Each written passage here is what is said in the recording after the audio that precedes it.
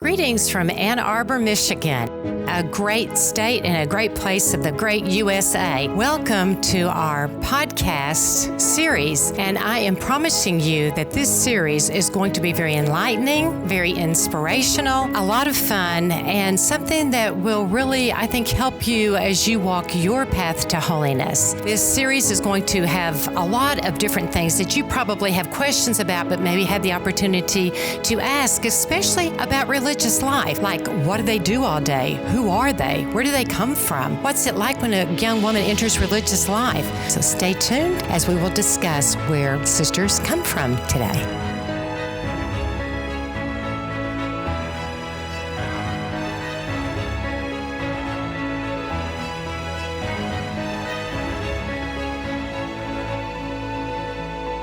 Welcome back to our Dominican Sisters of Mary, Mother of the Eucharist podcast, The Truth Will Set You Free.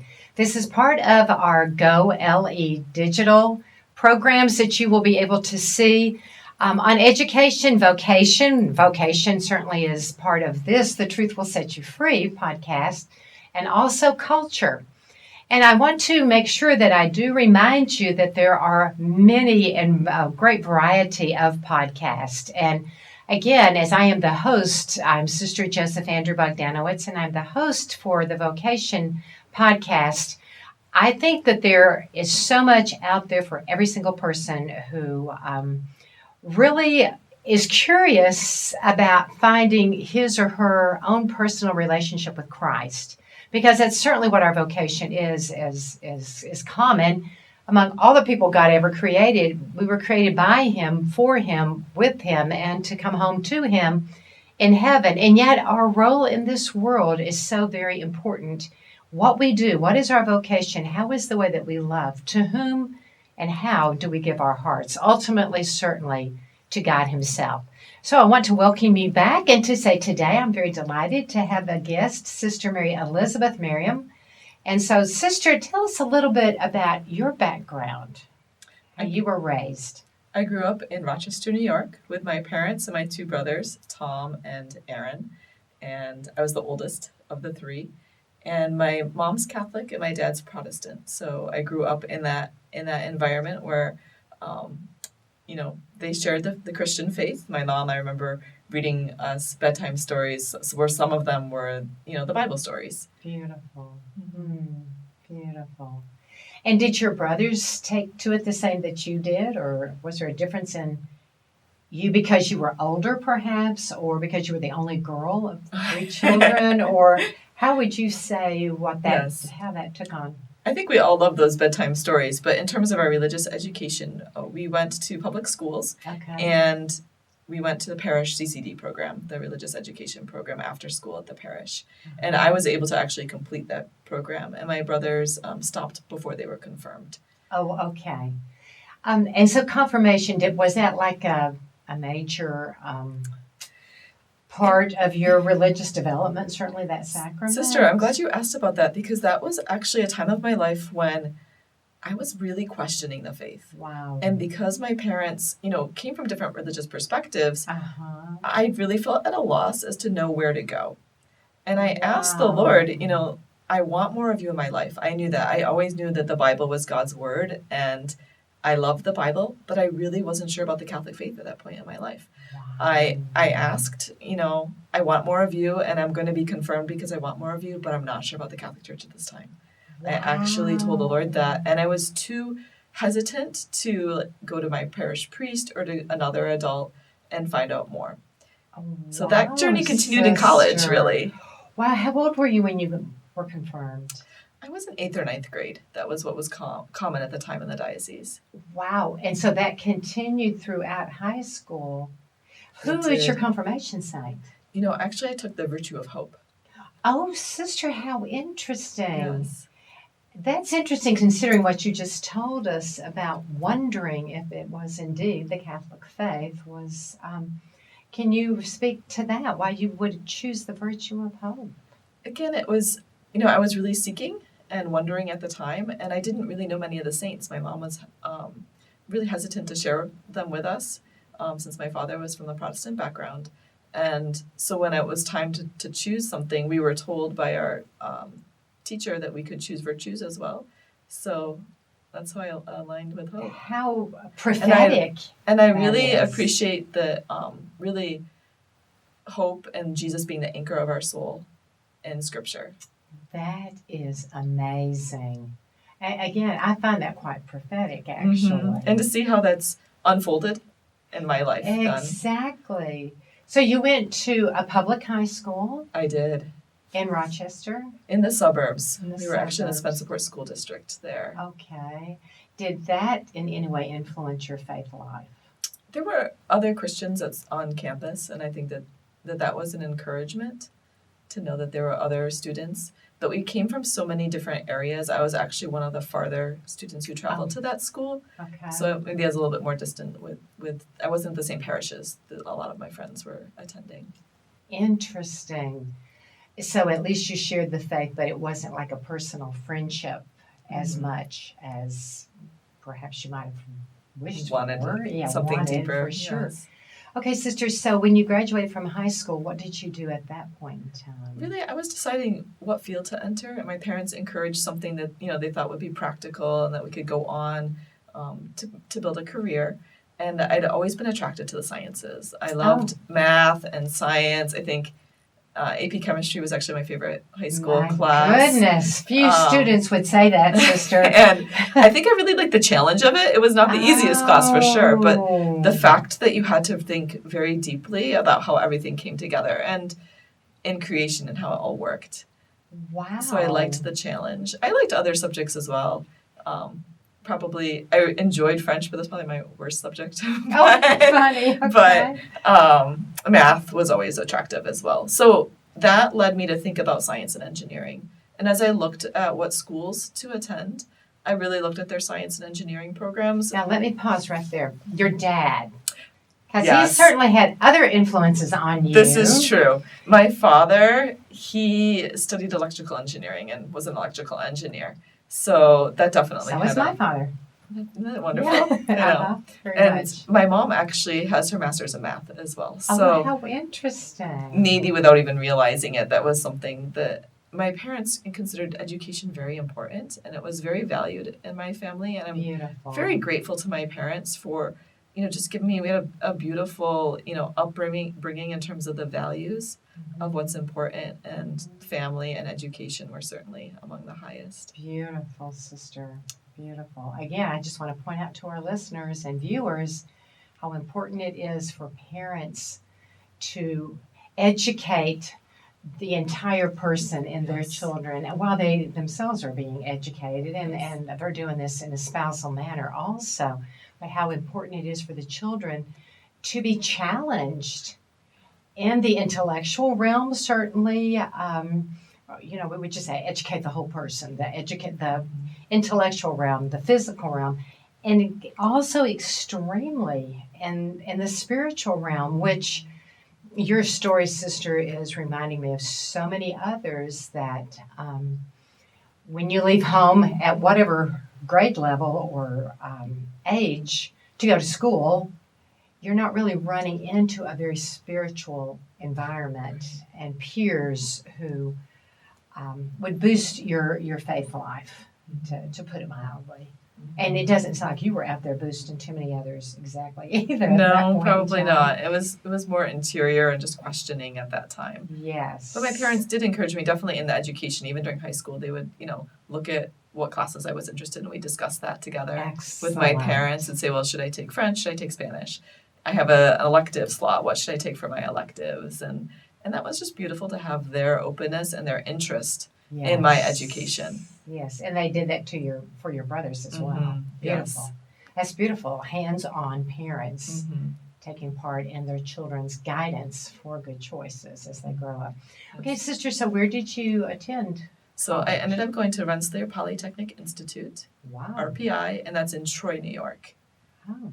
And this is a science. Go tell us more about that particular. It's definitely science and engineering heavy. Okay. I was excited to go there. I decided to go into the engineering field. I was debating between science and engineering, but I found I liked the idea of science because you really got to learn all about creation.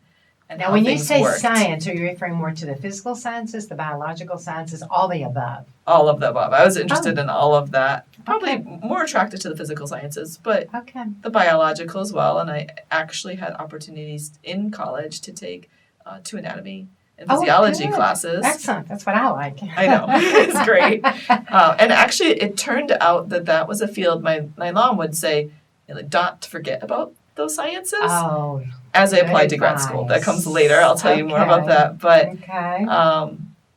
I appreciated being able to study all of the sciences and how they interacted together. Excellent. But I wanted to do something where I could use the understanding from the sciences, and that's why I went into engineering. So to build, to create, using the understanding from the sciences. Physics must be one of your real loves. I do love physics. And maybe this goes back to my parents got us Legos when we were, Lincoln Logs and Legos and all of those things when we were little.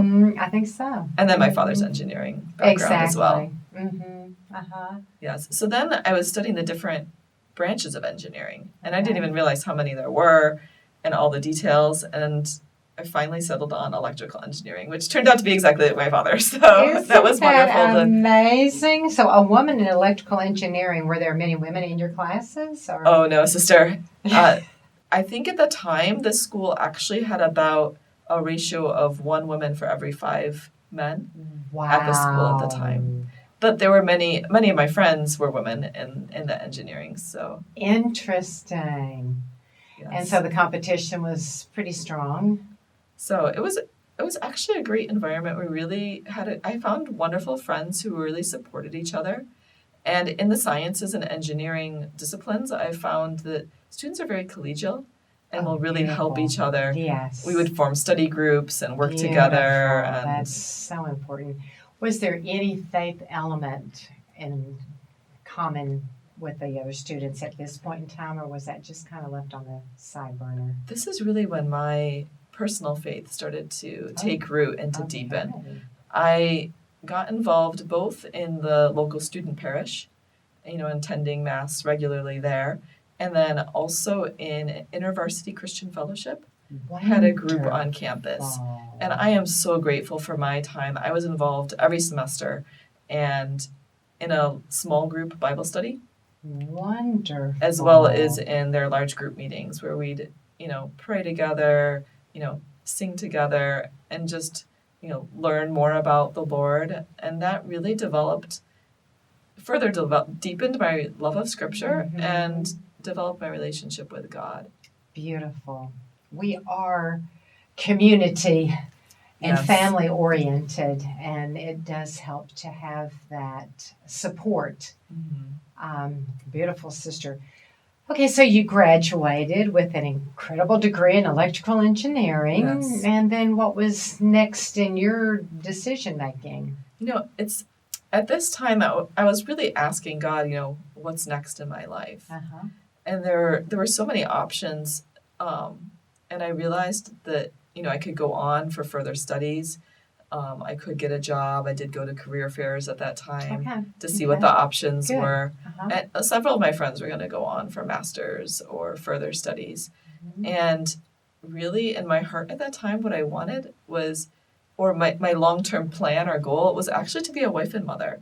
Oh, how beautiful. I know. So you knew that at that I knew at that time that I had the part of, a woman's vocation is that maternal heart. Exactly. And the way I had seen that expressed throughout my life was in motherhood, and marriage. So that was what my long-term goal was. And I decided, since at that point, I wasn't married, that, I should, until that came about, that I should continue education. The Lord was giving me opportunities to pursue further education. So I decided to take that route and start investigating different graduate schools and their programs. What are some of the ones you investigated? I looked at Carnegie Mellon. Wow. I looked at University of Illinois at Urbana-Champaign. Very good. And I looked at the University of Michigan. Very good. And I think that those were 3 of the big ones that I And you wanted to do about. A graduate degree in? I was going to continue electrical engineering, and really wanted to consider what research opportunities were available at these different institutions. Beautiful. And that was part of my big decision, was meeting with different advisors, understanding where their fields were, where their expertise was, what their research interests lied in. And this is really where my mom's encouragement to Oh.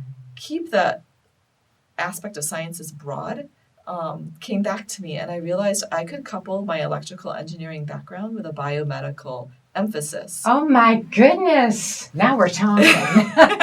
So really a way to say this is a wonderful field of Wow. electrical engineering, and there's so many subdivisions within it, but I can do something that can help people Oh, how on a level, beautiful. involving the biosciences. So Oh, that's beautiful. I was looking at research involving, hip replacements and that at one institution, or just a lot of different opportunities that were So open. each combining- university offered a different slant on the research Yes. aspect. It's true. And you had to that's kind of became your decision? That was a big part of the decision. Okay. Not only their course selection and that part of the process, but Uh-huh. really what advisor were you going to be working with for the next Very year, smart, 2 very years, smart. 3 years, or Great more. wisdom. Mm-hmm.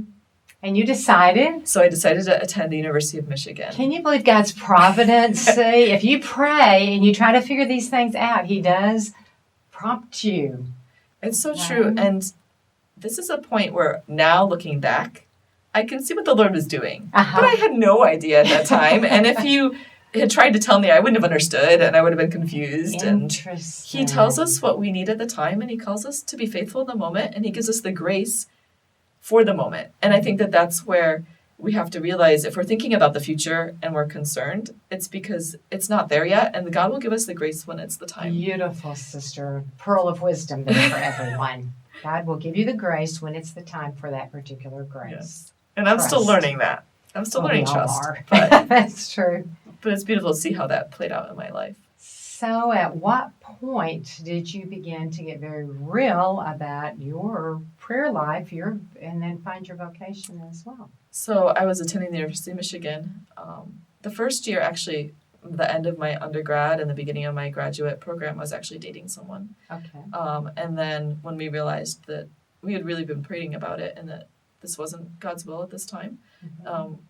I ended that relationship, and I just went through a period where I was deepening my faith. Really, from the time I started my graduate degree was the time the Lord was speaking more deeply to my heart. Interesting.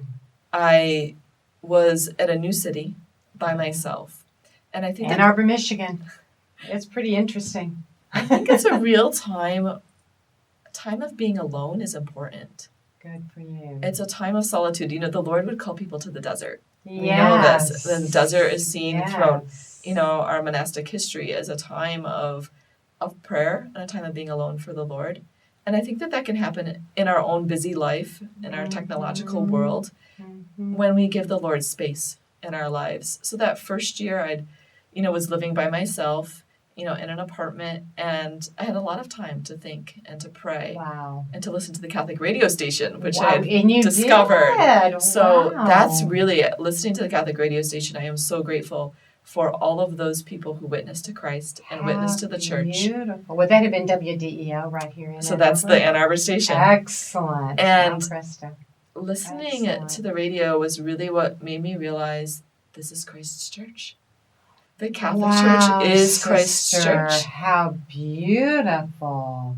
For the media to be so powerful in someone's life. Yes. That's exactly why we're doing these podcasts. This is beautiful. Keep going. So when I realized, okay, that this is Christ's church, I need to open it with open-handedly accept everything. It's not a little bit of this or a little bit of that, or I want this part. No, this is Christ's church. Like, yes, Beautiful. you have to say yes. And my parish, they've since changed, but growing up, my parish had some interesting practices, Okay. including communal confession services. Oh my gosh, really? And so I had not remembered going to individual confessions since Hmm. maybe second grade. Wow. And I was a graduate student. So I really, the Lord, I spoke think to you're my a miracle heart. story. I know. And I guess we all are, but still, I can say you are. Go ahead. he gave me the grace to say, like, I want to go to confession. This is what I need to do. I want to embrace the church wholeheartedly. And no matter what's happened in that intervening time, I can give it all to him. Wow. So that confession, sister, was so powerful. Wow. And the priest didn't say anything that was particularly moving or inspiring or consoling. What it was the sacramental grace. I'm getting goosebumps telling you about it. Sister, how beautiful. You know, I gave the Lord all my sins, and he gave me his life. Oh, You know, he gave me himself. That's so powerful. He gave me, a new beginning. He gave me everything, sister. Sister, so that is my... God is not outdone in generosity. No, he's not. He gave all, and he gave his all, which is by far more than our all could ever be. Mm-hmm. But in him, it's the same. So really at that time, I just really renewed my faith life. I started to, go to, paid attention to when I went to confession. And eventually I started going, monthly or every 3 weeks or so. And then I learned about this thing called daily mass. Oh. I hadn't known about daily mass. So it's like, I should try that out. Wow. So I started going to daily mass. First, Sundays plus 1 day, Sundays plus 2 days, Sundays plus every day of the week. Oh, really, sister, the Lord was just pulling my heart, sister. And then I heard about this thing called Eucharistic adoration. Oh, and I realized, okay, Jesus is really present in the Blessed Sacrament. Now, was there a really strong presence of Catholicism on the U of M campus? Or did you find them? We found each other. Actually, It was an Eucharistic adoration. I left adoration one day and another girl followed me out and she's like, I'm interested in starting this group of students.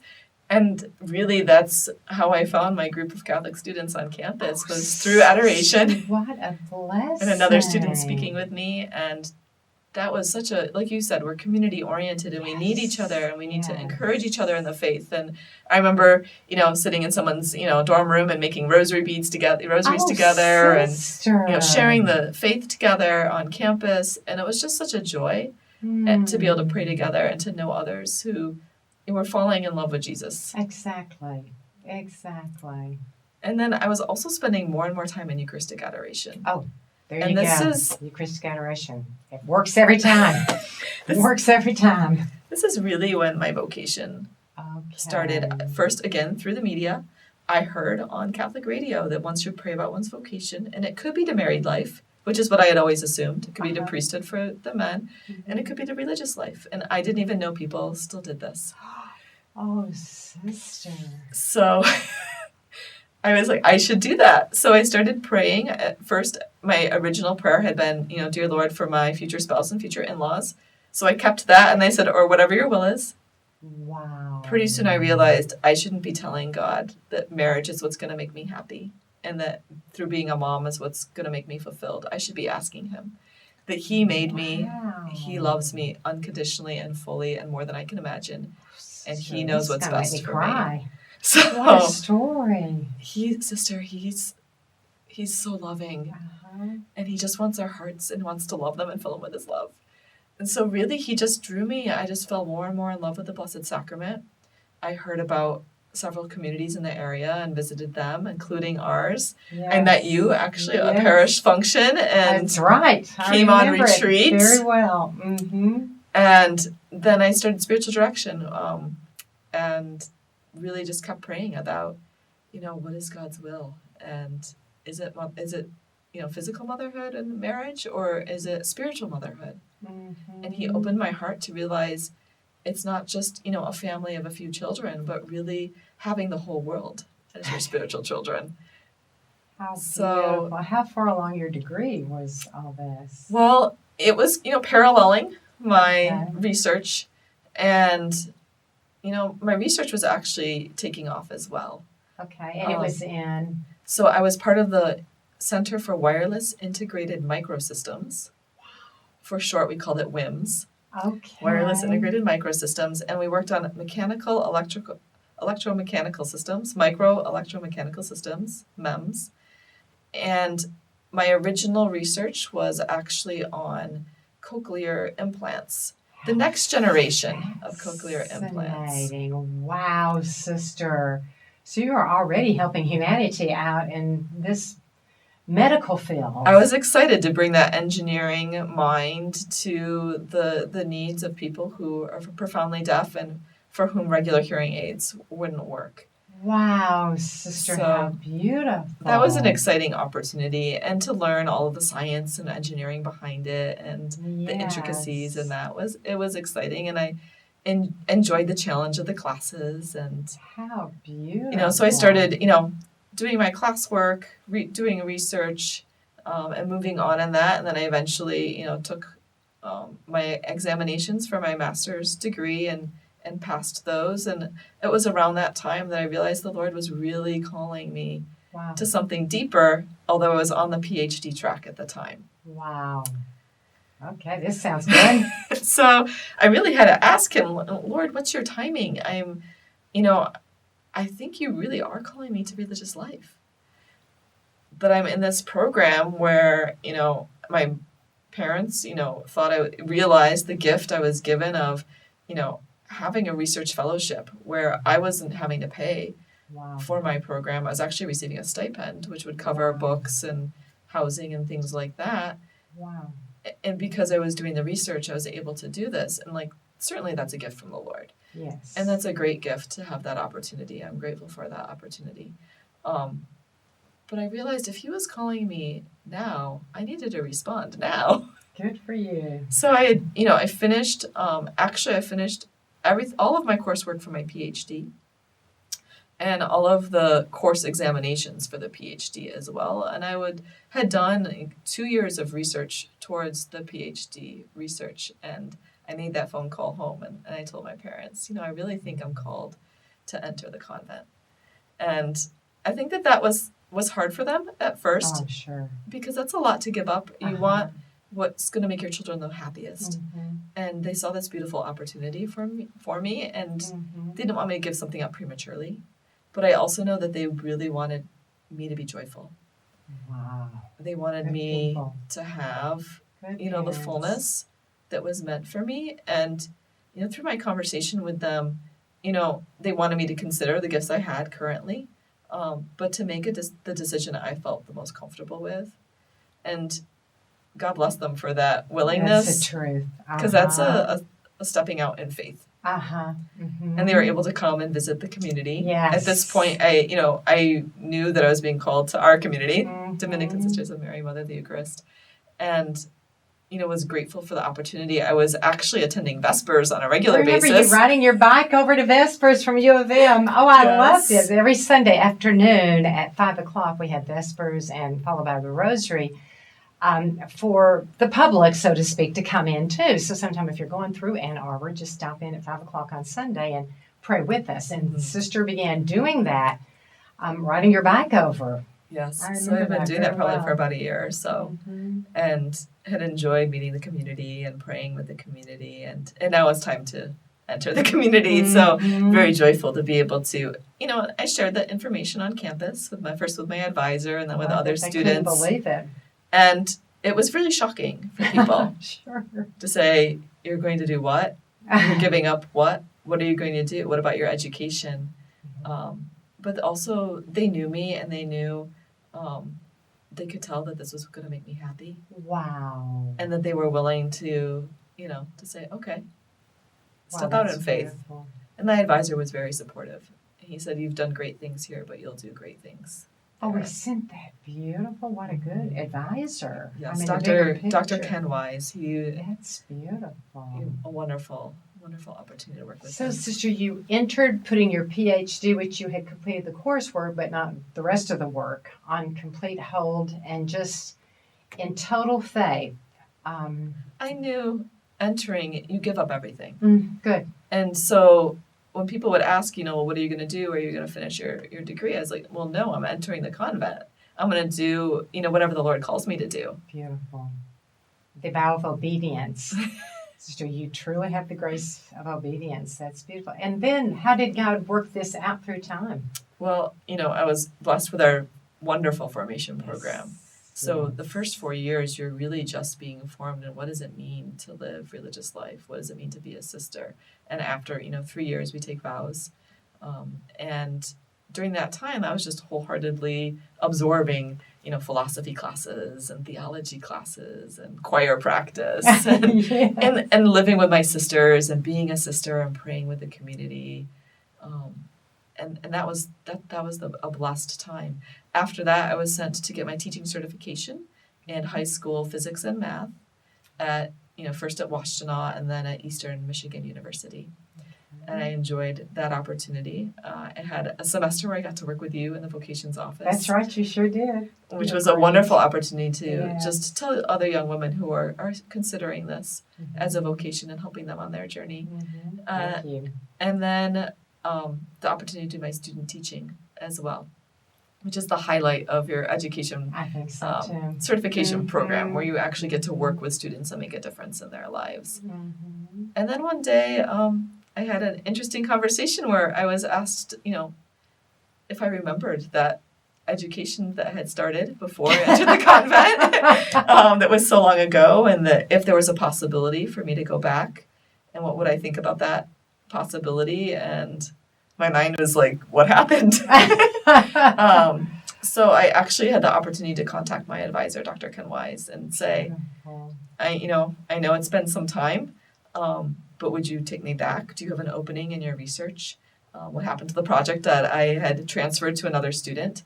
And that project was actually concluded. Okay. Another student the cochlear implants. had finished the work that I had begun on that, which is Okay. wonderful. I'm glad that was able to proceed. But he did have some other research opportunities that were open. So I was able to go back. Isn't that beautiful, sister? Our God is a God of surprises. He really is. I was not anticipating that at all. Had really given up, totally into his hands. And so he gave it back. And not only did he give it back, sister, but going back, I had had so much more experience. I was settled in my vocation. I knew who I was. I enjoyed my time at the University of Michigan the second time so much more than I did beautiful. originally. I really felt just more at ease with myself and who I was in my vocation, and knowing that this was God's will for me, and that I can come back and study. Engineering again was a gift, and to do it with more joy. How beautiful. Now, I remember going with a huge group of sisters to listen to you defend your thesis, Yes. your work, your research, etc.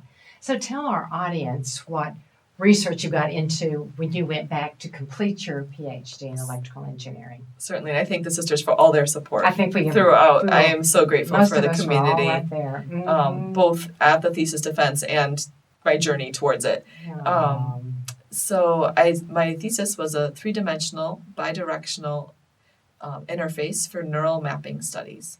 Okay. So scientists have used for a long time, very simple, what they call electrodes, basically a wire coated in an insulator with an exposed tip, to implant in the brain in order to stimulate and record brain signals, and to try to both better understand the brain, but even more importantly, or the purpose of those studies in part, is to help people with Parkinson's, with Beautiful. deafness, with other conditions. And so I was able to enter into this field, which took some of my earlier research and a slightly different direction. And so I worked in particular with under Dr. Wise, but also with an advisor from the Kresge Hearing Research Institute, also at the University of Michigan. And in her lab, and understanding the guinea pig auditory pathways, in particular the cochlear nucleus. So I developed a small device that could be implanted into the cochlear nucleus to help understand how that auditory pathways worked as part of that. And which, Incredible. could be used both, in the science perspective with understanding the brain, and then also in the engineering and biomedical perspective for future auditory prostheses for people who have, trouble with their hearing pathways. How beautiful. One of the exciting things about the research is just actually the small scale. You can think of how small a millimeter is, and you can think of how small, like, a human hair, and how many human hairs you could put together to form a millimeter. A human hair is about 100 microns in diameter. The devices I was working on, the actual shanks of the probes, would be maybe 15 microns. Sister. So very, very small, because you need to, not damage the brain as you're inserting it. Do My minimal damage. Goodness. Could you even hardly see it? We could see them, but we had to be careful not to lose them. Oh my goodness. That's incredible. They're very tiny, and static electricity. Be very careful opening the box. They don't jump out. Oh my Don't goodness. breathe on them. Oh my goodness. So I was able to design them with special computer programs, and then we had some staff who did the fabrication. I'm very grateful for Ning and Onap who did that fabrication for me. And then once they were fabricated, I had to finish the assembly process. We also had some researchers who helped with that, but I actually did some of the hand assembly with devices that small. Amazing. And using vacuum picks and other tools. Just think how many people you are helping out with your research and what you and your team, obviously, but this was, it just sounds so much more involved in a very delicate, I'm sure, manner than even the cochlear implants. And I was just thinking, even spiritually, it probably probed deeper into your soul and in a newer dimension. To give that kind of intricacy and attention back to God for the benefit of his children, whoever it may be, as time goes on. Yes, engineering is such a collaborative field, and I think that's a beauty to it. And Yes. the fact that you're always drawing from others, working alongside of others, and then giving to the future whoever's going to develop it. So you were a natural for religious life in our community. So yeah, it's very spiritual, you're right. It's It is a spiritual very aspect to that, spiritual. it's just such a gift. And then I think also the fact that we all have to remember our lives can seem very ordinary. And you might say, well, this doesn't sound ordinary, but testing probes day after day gets very ordinary because you're doing very repetitive work. Once you've designed them, you have to do a lot of assembly, you do a lot of testing, and it does become ordinary. The folding of the probes, the testing of the electrical signals, and realizing that God's in the ordinary. Oh, that's beautiful. That you can glorify him through the ordinary, and part of that's living the life of virtue and Beautiful. In the day-to-day. Well, Sister, may we have you back Of course. again for another podcast? Stay tuned. We will have Sister back for yet more of her story. God bless you all, Sister. Thank you. Thank you, Sister. I hold you way up there. Sister. I don't think I could have begun to do what you did. But we all have different community. graces. As long as that's right. We say yes to God as He does for us. So thank you for doing it.